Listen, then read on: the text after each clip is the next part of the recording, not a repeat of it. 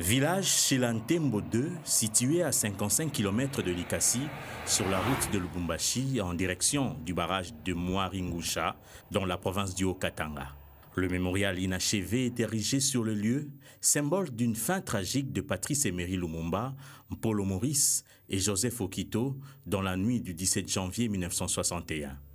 59 ans après, les impacts de balles restent encore visibles sur cet arbre sur lequel furent exécutés le héros national Lumumba et ses deux compagnons.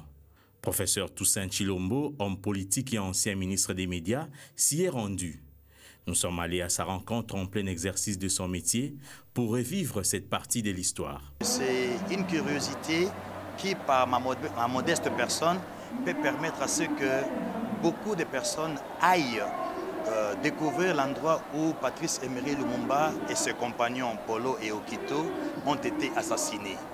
L'endroit se trouve dans la province du Haut-Katanga, en pleine brousse, où, pour tout passant, est surpris de voir, de trouver un avion Dakota, qu'on appelle communément DC-3, en pleine brousse. C'est ce qui a attiré mon attention. Dakota DC-3, c'est cet avion de type militaire qui a transporté Lumumba et compagnie de Mwanda à Elisabethville, actuelle Lubumbashi, jusqu'à Chilatembo pour exécution. Pendant le vol, Lumumba, Mpolo et Okito étaient enfermés dans les toilettes de l'avion. Le dernier voyage de Lumumba part de Tisville, aujourd'hui Mbanzangungu, à Lukala, de Lukala à Mwanda, et c'est de Mwanda qu'ils ont été embarqués dans l'avion avec pour destination Mbujimai, Bakwanga à l'époque.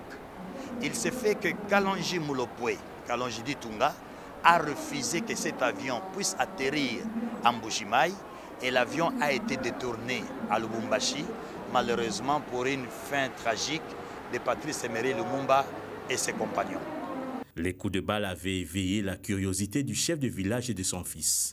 Et c'est le lendemain qu'ils vont faire une découverte macabre. Le chef du village de l'époque, M. Capitaine, avec son fils de 18 ans, qui était dans les parages la nuit du 17 janvier 1961, qui ont entendu le coup de feu, ils sont venus et ont découvert les corps. M. Capitaine, en bon chrétien qu'il était, est parti dans un monastère qui n'est pas loin de ce village. Il a donné l'alerte.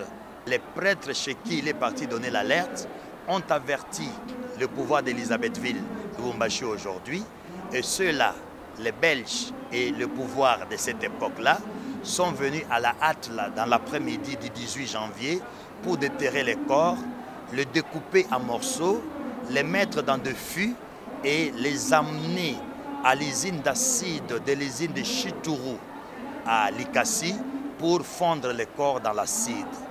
C'est dans cette usine à acide que les 3 corps découpés, dont celui de Lumumba, s'est fondu, hormis la dent gardée par l'un des Belges qui conduit cette opération. Les villageois ont levé l'option de rendre hommage à la mémoire de Lumumba avec une tombe de fortune érigée depuis 1961.